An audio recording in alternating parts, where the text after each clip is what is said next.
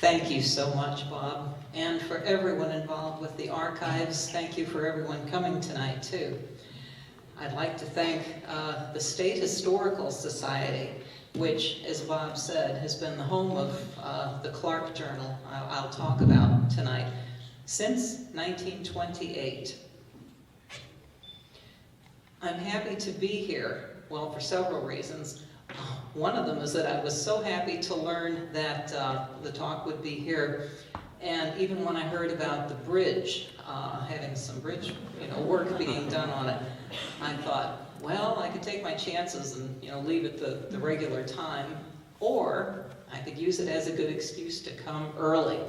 So I did that, and I zipped across the bridge at 2:30 this afternoon, which gave me more time here in the archives. Always good news. I'd like to start out by asking for a show of hands of everyone who's seen Sabra Tull Meyer's lovely Lewis and Clark sculpture just on the other side of the Capitol building. Oh, very impressive. I went during my spare time today. I went up there and had a pleasant time walking and really studying the sculpture. And I want to talk about the depiction of Clark. As you know, the sculpture is of 5 individuals. Well, 4 of them human, and then Meriwether Lewis's dog. But the depiction of Clark is typical for the depictions I think we've become accustomed to of William Clark. He's peering through a sextant, which of course he was the geographer of the expedition, so that's to be expected. But his demeanor is stolid, practical, kind of stoic, and he doesn't look like the sort of man who would be complicated, psychologically complicated. But was he? We may think we know William Clark, and believe me, I thought I knew William Clark when I began this project 24 years ago. I thought, yes, he was the lesser complicated of the 2 explorers, Lewis and Clark. I thought that he was kind of the perfect contrast to Lewis, who was mercurial. He was the one who died of mysterious causes at an early age. So I thought, yeah, Clark was really his, the person who balanced him out. Well, I question that. I stumbled upon the subject of this book, my Dubious Pursuits of William Clark, quite by accident. As Bob said, yeah, thank you. This is the journal that my book is based on. It's in the State Historical Society, as you know, and it's been there, well, for almost 100 years. It descended through the Clark family. I'll get my laser pointer going here.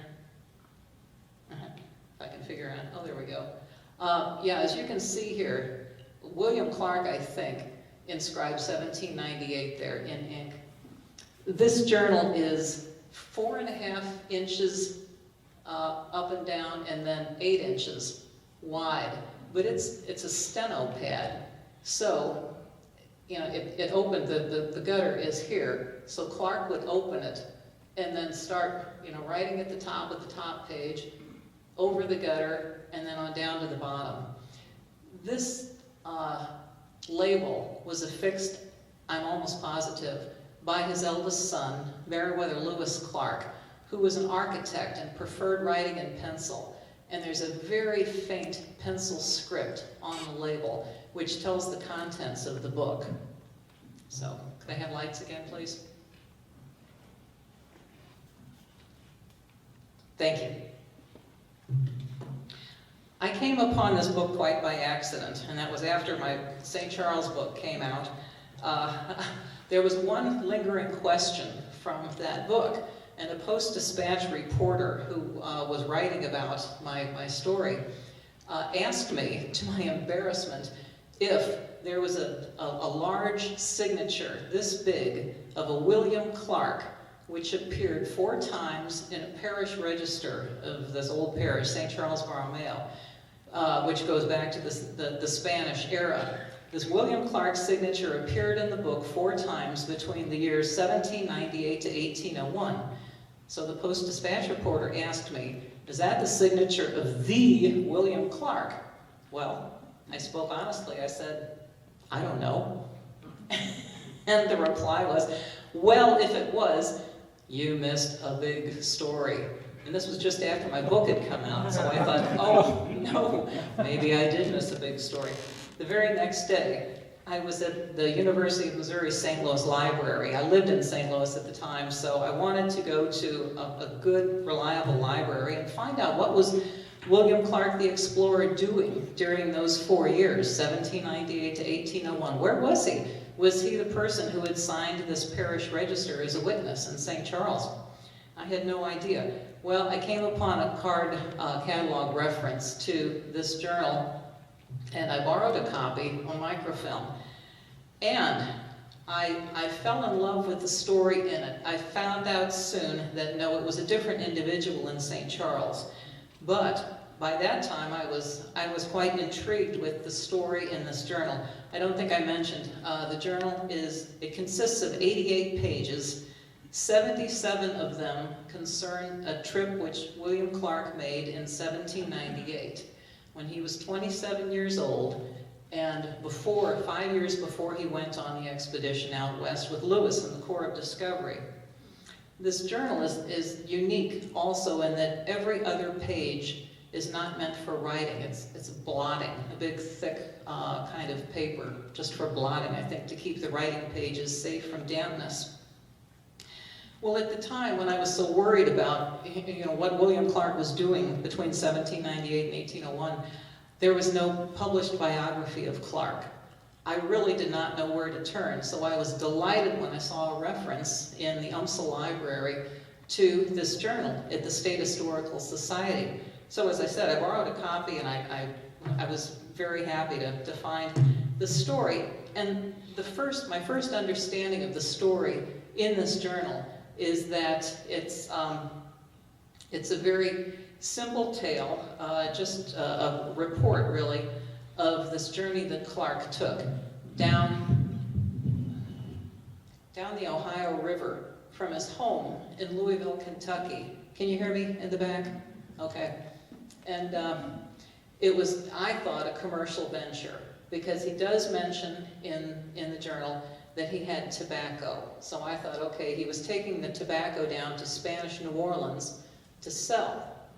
So I realized that this journal operates on a level, and it explains why Meriwether Lewis wanted William Clark to be Clark was Lewis's top choice for leading the expedition with him.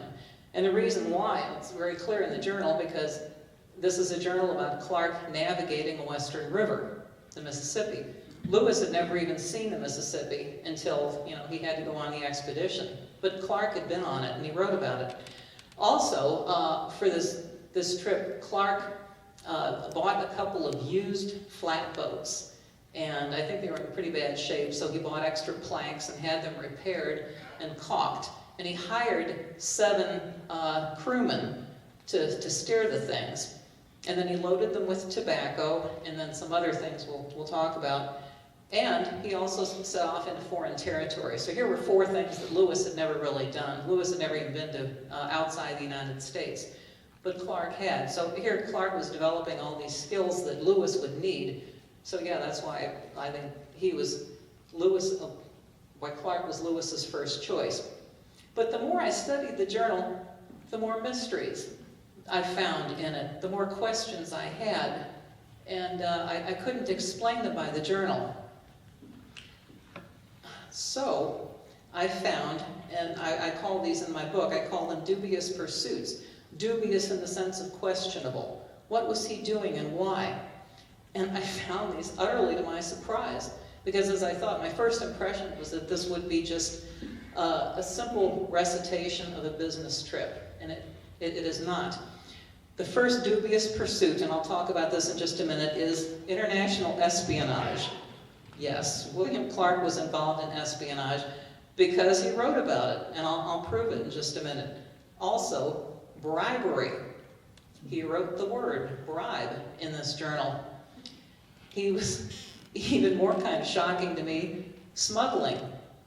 This journal shows that he orchestrated 2, maybe 3 money-running operations and that was to get Spanish silver dollars out of New Orleans, not just for himself, but for, and the fourth thing, Americans who, as Bob said, were ringleaders in the Spanish conspiracy.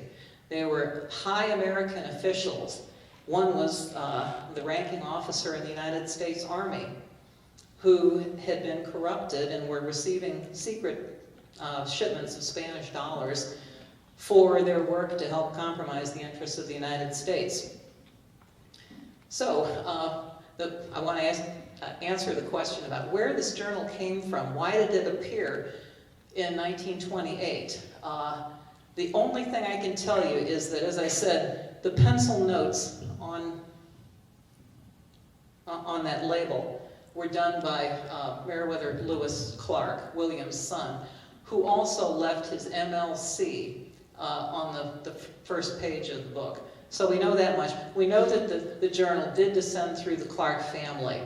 At what point it left Clark's descendants and then went to a buyer who was outside the family, I don't know. But in 1923, it was sold on May 15th, 1923. A man named William Clark Breckenridge, who was not related, he was not a descendant of William Clark, but he lived in St. Louis. He was getting up in years, and he was the trustee for the State Historical Society and a member of the Missouri Historical Society in St. Louis. He found this book, I wish I knew where, and along with it were 3 companion journals of William Clark and one of Meriwether Lewis. And I'm going to start a little bidding war here. I'm going to ask, can you believe the price that this man paid for this journal? Can anyone make a guess? What do you think? $2? Lower. Lower, way lower. No, way lower. 50 cents. 50 cents for that. And this was the high cost. This was the most expensive one. Of those 4 Clark journals, this is one. One other cost 50 cents, and then the 2 others cost a quarter. But one of Meriwether Lewis, it was the astronomical journal. It's a book full of astronomical data, so it's mostly numbers. Can anyone guess what that cost? A nickel. A nickel. Can you believe it? So the sum total for these books was, I think, $1.55.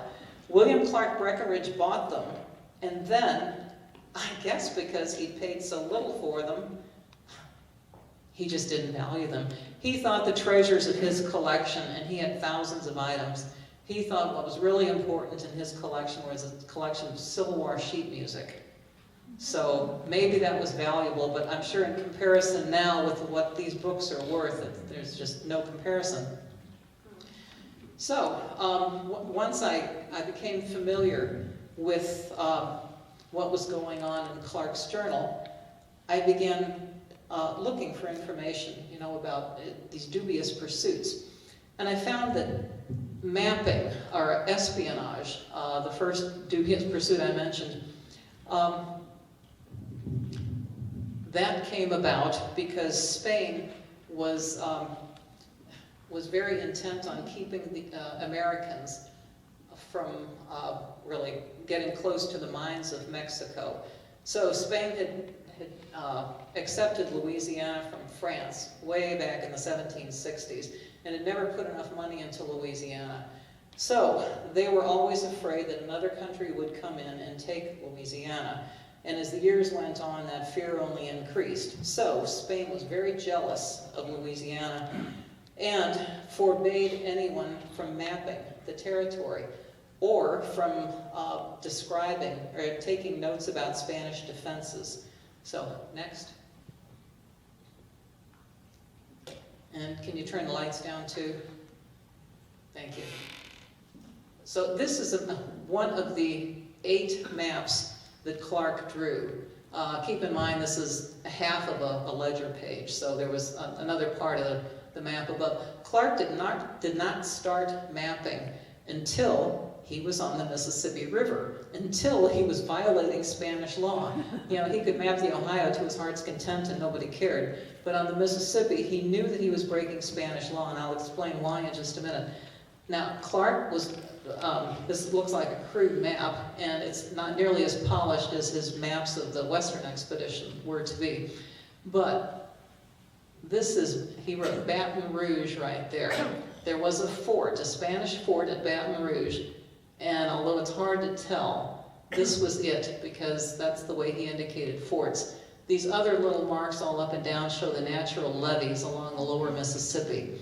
But this is a section of his map which shows the most forts, so the Spanish forts. So here's one at Baton Rouge. Go down the river a little bit, and this is Iberville. There's another one right there. And then this is another section farther south of the Mississippi. It shows the beginning of New Orleans. So because the river goes so far east and west there, he broke it up into these stair-step kind of sections. But these are a great battery of fortifications in New Orleans. So there they are in his map. Let me turn the lights back on, please.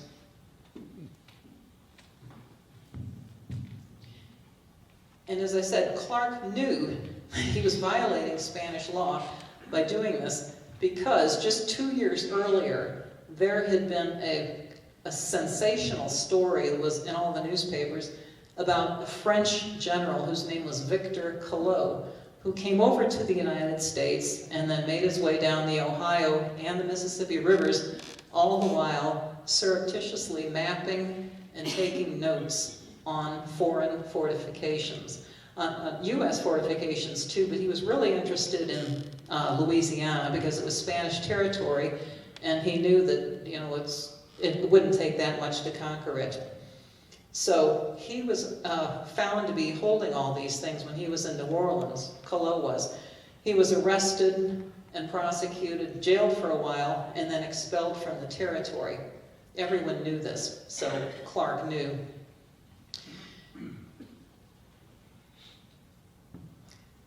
Why was Clark doing this? Well, did he have plans to go back up the Mississippi? No. No, he didn't. I couldn't find any information that Clark himself intended to use the map that he was drawing in the Mississippi. So, well, who else could have been? I don't know whether you know, but William's brother, George Rogers Clark, by 1798 was just about bankrupt. He had been treated very poorly in the Revolution. He was a general for the state of Virginia in the Revolutionary War, and had gone to great expense to feed and clothe his soldiers. And his expenses were never reimbursed by either the United States or the state of Virginia. And of course his creditors came after him and just dogged him for the rest of his life. So George was interested in conquering Spanish Louisiana. In fact, in that same year, 1798, that William went down the Mississippi, Clark evaded his creditors by crossing the Mississippi and hiding out in St. Louis. And from there, he sent letters, which had been translated. They're in the French archives. He sent letters to his contacts in France saying, now's the time, because the Spanish are really weak. Now's the time to conquer them. But, of course, that didn't happen.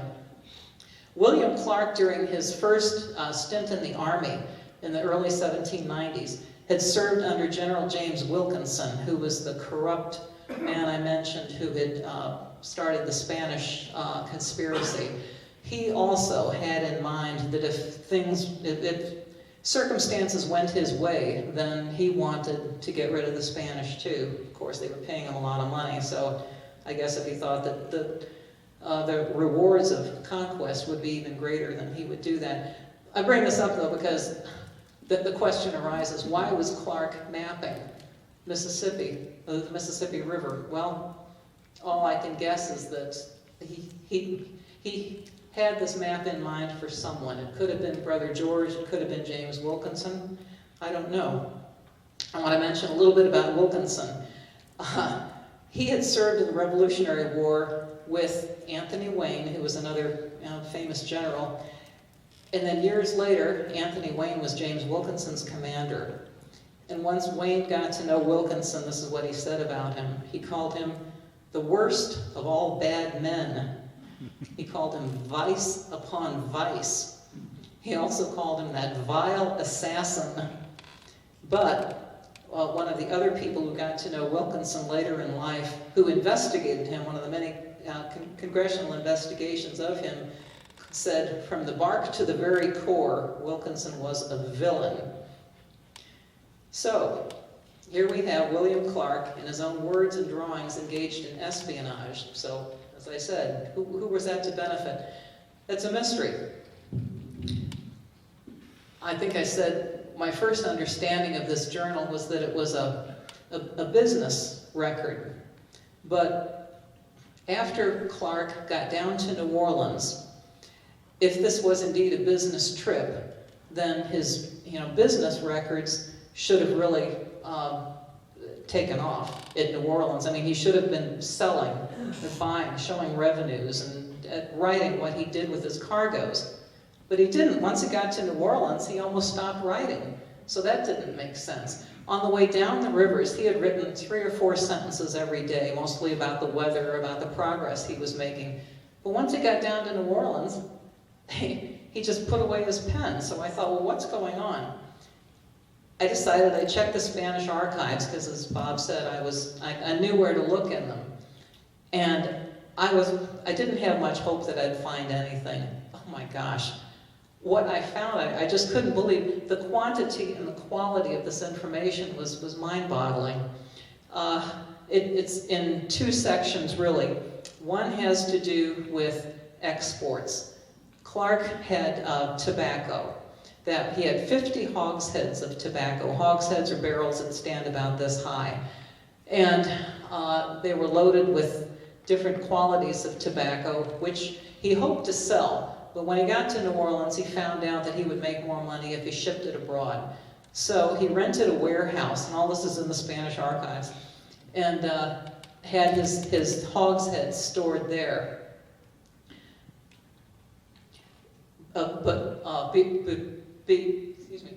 Before he did, he had to take them. He had to take the tobacco and have it inspected. So the customs house was right off the riverfront, and he hired some carts and slaves and had them carry these tobaccos up to the customs house, where the barrels were opened and the tobacco was inspected and weighed and measured and all that stuff, and then put back into the barrels. So there was like 3 pages of information about that, and at the very end of it, they had him sign William Clark. They called him Guillermo Clark when he was there, but of course he signed William. And again, it's a big John Hancock-like signature. It's just lovely. The other cargo that he had, which he wrote nothing at all in his journal about, just nothing, was furs. He had beaver furs, deer skins, doe skins, otter skins, and, oh gosh, one other animal. Bear, yeah. And all of these furs, I think, netted him a lot of money. So, since he was going to sell them locally, he owed a tax on them, a duty. And it was figured low, because I think that was just a concession to American traders. And the Spanish figured that he owed $17.32. So when I read that, I thought, okay, well, let's see what Clark had to say. What he had to say was, I'll read you these entries from his journal. I gave 8 hams to the officers of the customs house. I gave $4 to the officers of the customs house. I gave wine to the inspectors. And lest we wonder what the nature of these gifts was, his last entry is the total bribe, B-R-I-A-B, because Clark was not very good at spelling. Total bribe of $3 to the inspectors. So I checked the Spanish archives to find out if Clark paid the $17.32 duty.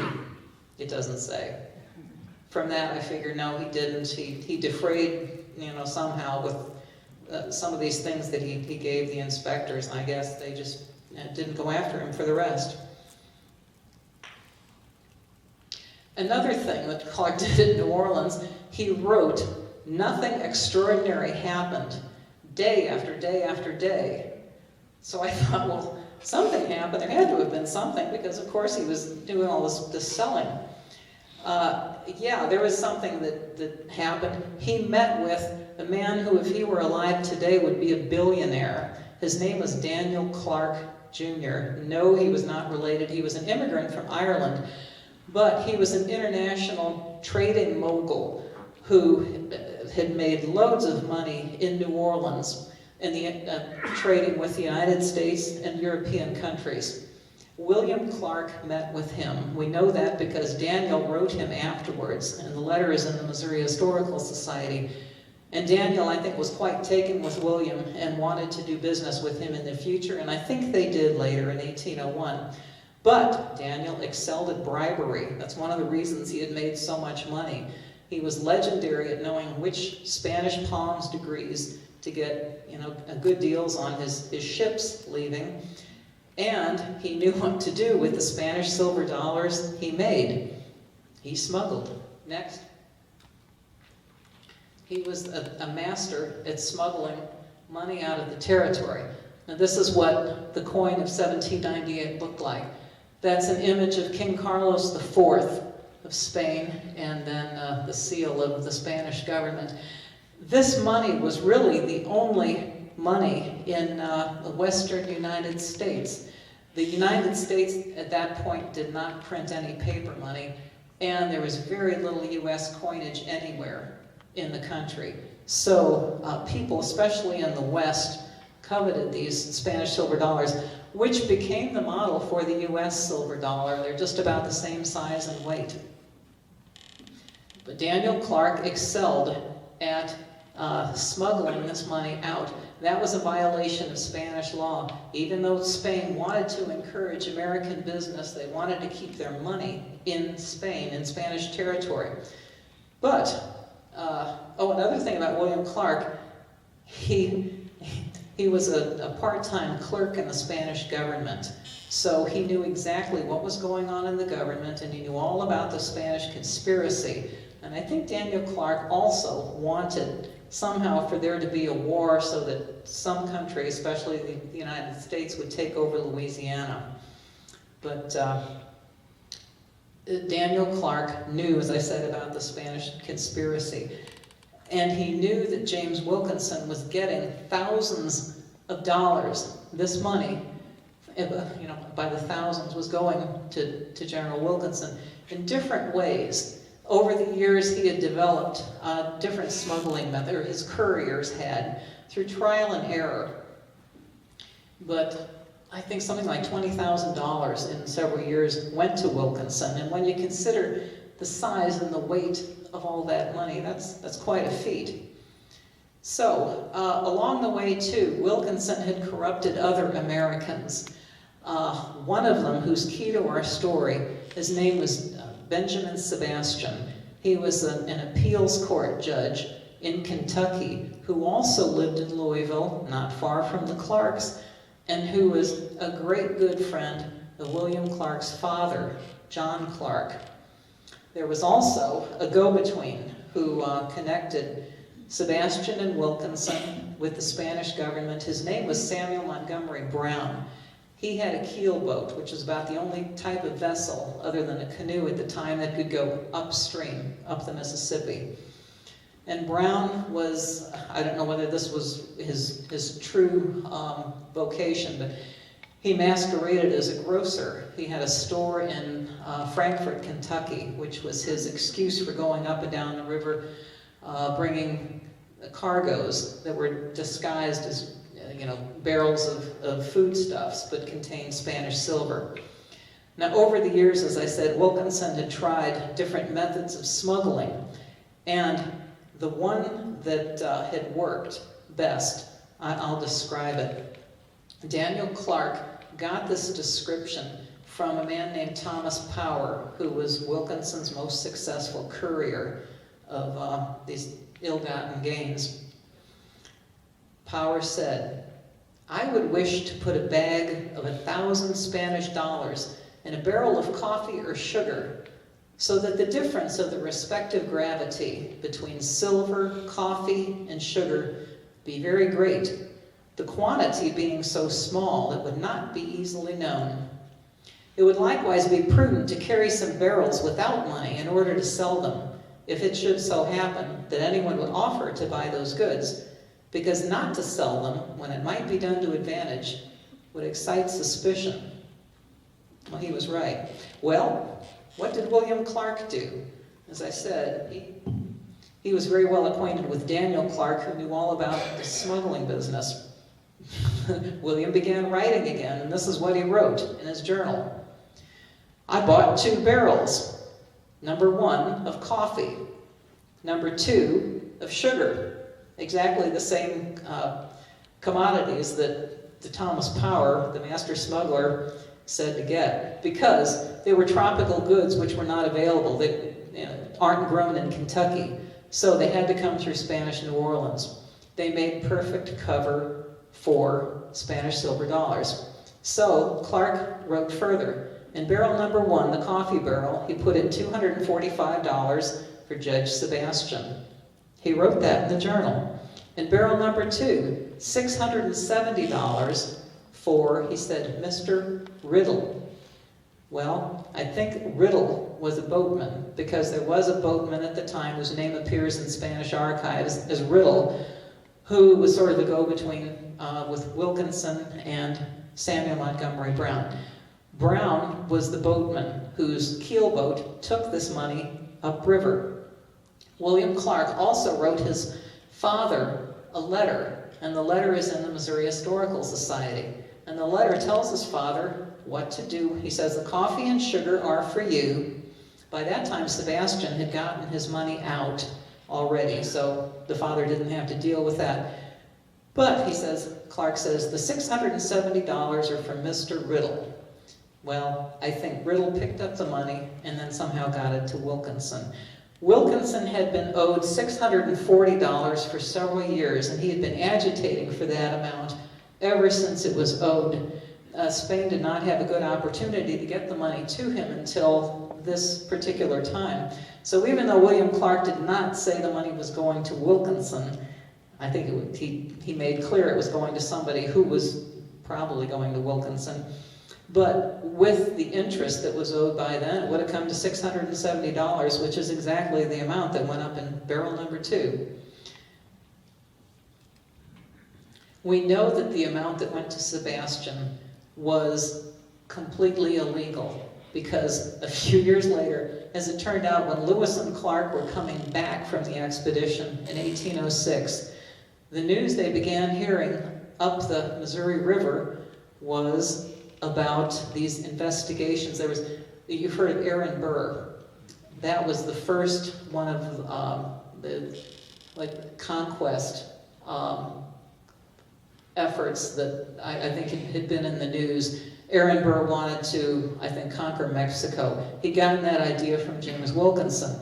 But the investigation of Aaron Burr then led to the investigation of Benjamin Sebastian, the judge, who just confessed to everything.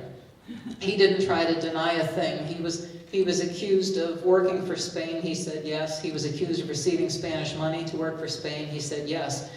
That cost him his place on the Court of Appeals. He was unemployed after that.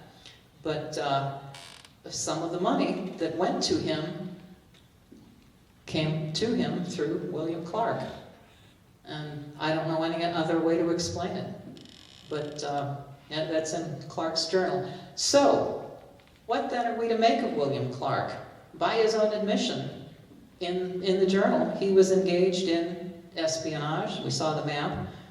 He was engaged in bribery. I read you the excerpts. He was engaged in smuggling Spanish money out of New Orleans, out of Spanish territory, to benefit at least one person, that is Benjamin Sebastian for sure, who was involved in the Spanish conspiracy because he confessed to everything. And I believe that Wilkinson was the recipient of the $670. Can't prove it because Clark didn't name him. But Was Clark involved with the Spanish conspiracy? Well, I can't say for sure. That's a job for someone in the future to investigate. But there is a lot of circumstantial evidence that, I think strongly suggests he was. As I said, Sebastian was investigated and he was ruined. Wilkinson's later career became one of just court-martial after court-martial. He was involved in the War of 1812 and did very poorly there. He became known eventually as the general who never won a battle or lost a court-martial. Proof of his corruption, though, lay buried in the Spanish archives and stayed there until about 100 years ago, in the early 20th century. And now, it's fascinating to look at some of these documents, because one of the things he did, he was a criminal genius, and he was a genius with symbols too. So he devised, I don't know how many, series of codes and ciphers for their secret communications. The Spanish governors, I think, had their own codes too, but they developed over the years. A code they used one year, they might have discarded the following year. In the 1920s, the U.S. Army had a cryptologist check some of these documents, which were at the Library of Congress. And this cryptologist was able to decode a lot of them, but I think there are a few that still are waiting to be cracked.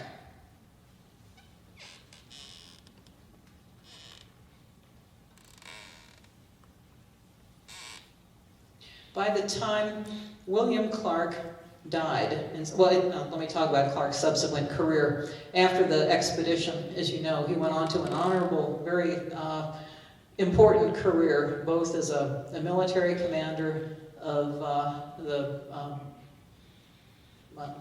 militia, and as an Indian superintendent. He lived to old age, to 1838, and when he died, he had 4 living sons. He never, ever encountered James Wilkinson again, which was, I think, good for Clark. I think he probably avoided him because Wilkinson was just in trouble late in life. Next. This is James Wilkinson. And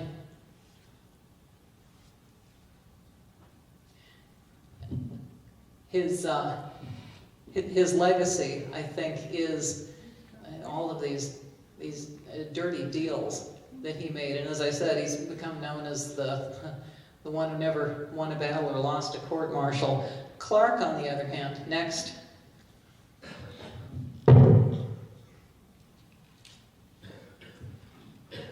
Clark went on to a long and honorable career. All the while, though, I think he had never used his journal again. He wrote a few words in it in 1801, and that was it. Curiously, on the Western expedition, he brought, it looked like just sheets of paper torn from wherever for paper to write on. His field notes, 100 or 200 pages, are written on all these odd different pieces of paper that some of them had writing on the other side. But he avoided this 1798 to 1801 journal. He never used it again for anything. And I think maybe because he knew that there were some unsavory things written in it. He overcame all those things and had a long career, but became kind of a cardboard icon of American expansion, which this image is typical of the images of Clark, which we've all grown up with. I think that's what he wanted. It didn't serve his purpose to be seen as a really three-dimensional human being, because he had this very human side, 1798, which is in the journal.